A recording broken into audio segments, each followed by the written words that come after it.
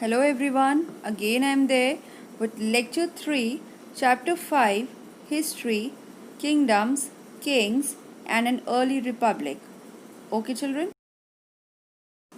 You can see the first picture of Magadha on the map and second two rivers Ganga and Son, river Son. Next topic is a closer look Magadha and Vajji. We will come to know in this now about Magadha. अगर 2500 या 3000 साल पहले की बात की जाए तो जो मगधा था मोस्ट इम्पॉर्टेंट महाजनपद था उस टाइम का. सबसे ज्यादा स्ट्रॉन्ग एम्पायर था Magadha. Many rivers such as Ganga and Son flowed through Magadha. This was important for transport, water supplies, making the land fertile. अब अगर मगध की बात की जाए तो मगध एम्पायर जो था basically Bihar, eastern UP, eastern MP, ये पूरे एरिया में, तो उस एरिया में इतना ज्यादा प्रॉस्परस था वो. क्यों था वो प्रॉस्परस? क्योंकि उसमें गंगा एंड सोन दो नदियां बहती थी. इन नदियों की वजह से क्या होता था, चीजों को ट्रांसपोर्ट करना बहुत आसान हो जाता था. नाव में डालो, चीजों को इधर से उधर ट्रांसपोर्ट की जा सकती हैं बहुत आराम से. वाटर सप्लाईज, खेतों में पानी ले जाना, शहरों में पानी लाना बहुत आसान था क्योंकि नदियां थी. मेकिंग द लैंड फर्टाइल, और इन नदियों की वजह से जो वहां की जमीन थी बहुत उपजाऊ थी, बहुत फर्टाइल थी, क्रॉप्स बहुत अच्छे होते थे वहां. Elephants who lived in the Magadha forest could be captured and trained for the army. Magadha जिस एरिया में था वहां पर बहुत ज्यादा जंगल थे और उस जंगलों में रहते थे कौन? हाथी. उन हाथियों को कैप्चर करके, कैप्चर मतलब पकड़ के, उनको ट्रेन करके आर्मी में यूज किया जा सकता था. और आर्मी में हाथियों का होना बहुत ज्यादा आपकी पावर बढ़ा देता है क्योंकि हाथी ऐसा जानवर है कि सामने वाले को ये फील करा सकता है कि इस राजा की जो आर्मी है बहुत ज्यादा पावरफुल है. This picture is showing you of the elephants who are being trained in the armies and were there in the battlefield. Forest provided for wood for building houses, carts and chariots. अब ये जो जंगल थे, इन जंगलों में जो लकड़ी मिलती थी, लकड़ी की कोई कमी नहीं थी क्योंकि जंगल थे वो. इस लकड़ी का काम किया जाता है बहुत सारे घर बनाने के लिए, कार्ड्स बनाने के लिए, जो रथ होते थे उन्हें बनाने के लिए. There were iron ore mines in the region that could be used to make strong tools and weapons. और मगध के एरिया में एक और बहुत खास बात, आयरन और माइंस थे, यानी कि लोहे की खदानें थी मगध के एरिया में. इससे होता क्या था, उन्हें लोहा मिल सकता था बहुत स्ट्रॉन्ग टूल्स बनाने के लिए और स्ट्रॉन्ग वेपन्स बनाने के लिए. इन्हें कहीं और से हथियार नहीं मंगाने पड़ते थे. इनके पास इतना लोहा और इतनी अच्छी क्वालिटी का लोहा था कि वो खुद अपने हथियार बना सकते थे और खुद अपने टूल्स बना सकते थे. तो अब हमने मगध के बारे में जान लिया कि मगध इतना स्ट्रॉन्ग एम्पायर क्यों था. This picture is showing you about the iron और माइंस, लोहे की खदानें. आप देख सकते हो इस पिक्चर पे अपने स्क्रीन पे. अब हम जानते हैं अब next topic rulers of Magadha के बारे में कि मगधा में कौन कौन से रूलर्स रहे हैं. Two very powerful rulers of Magadha were Bimbisara and Ajatashatru who used all possible means to conquer other janapadas. ये दो बहुत ही पावरफुल रूलर्स हुआ करते थे मगधा के और इन्होंने सारे पैतरे अपनाए और पूरी कोशिश करी कि दूसरे जनपदों को कॉन्कर किए जाए, कि दूसरे जनपदों को जीत सकें.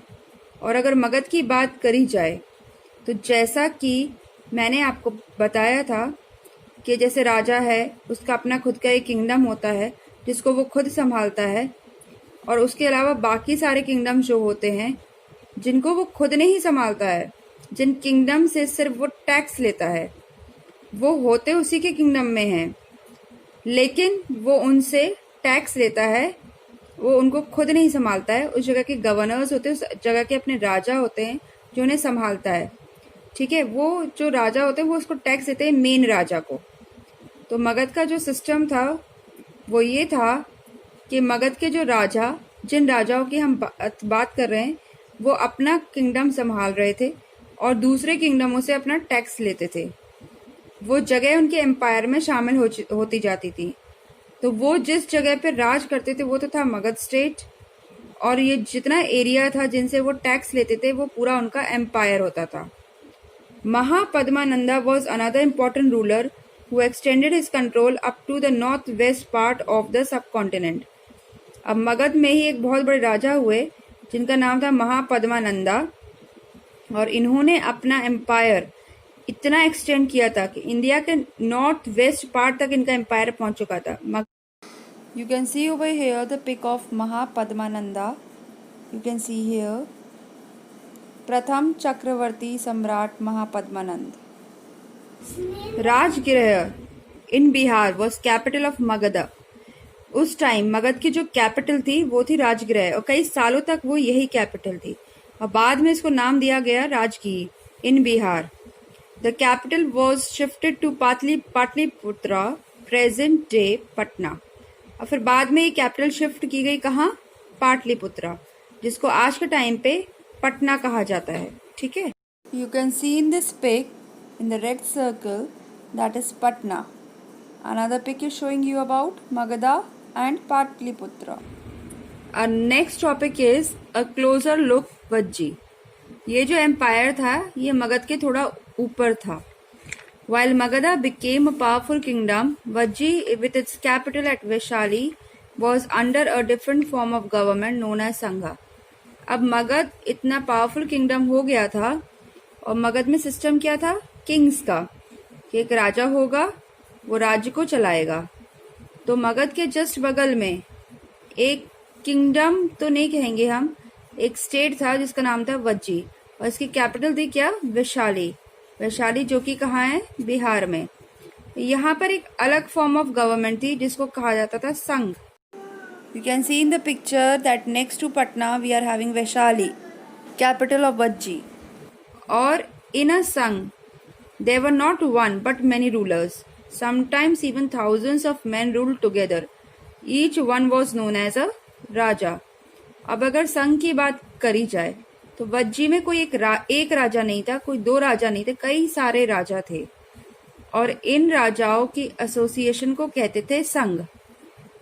ठीक है, कई बार ऐसा होता था कि हजारों लोग एक साथ राज्य करते थे और हर किसी को राजा कहा जाता था।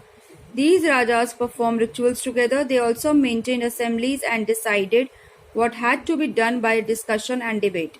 अब ये जो राजा होते थे, इतने सारे राजा, ये लोग कोई भी रिचुअल होता था तो रिचुअल्स को ये लोग साथ में करते थे। ये दिखाता था कि इनमें इक्वालिटी है और आपस में कोऑर्डिनेशन है। They also maintained assemblies and decided what had to be done by a discussion and debate. और ये टाइम पे असेंबलीज रखते थे।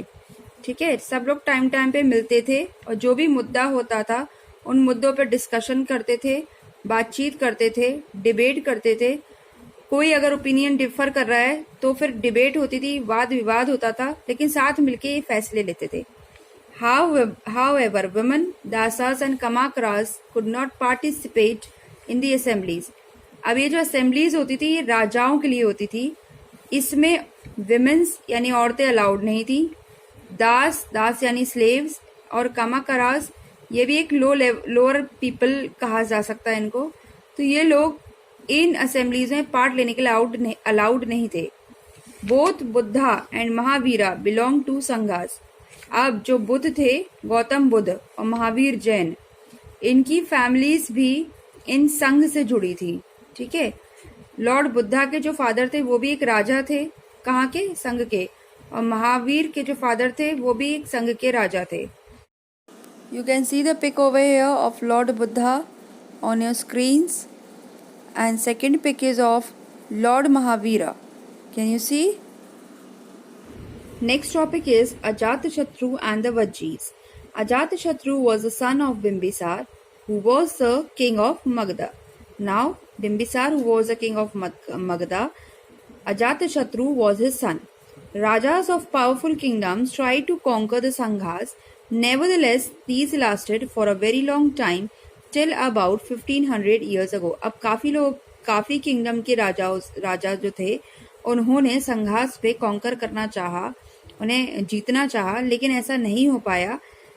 It lasted for a very long time till about 1500 years ago, when the last of the Ganas and Sanghas were conquered by the Gupta ruler.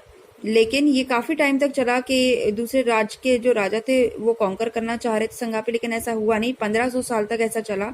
लेकिन फिर तब जो last of the गना और संघास थे, they were conquered by the Gupta rulers. Hope that the topic is clear. Stay home, stay safe. Thank you. Do read the chapter.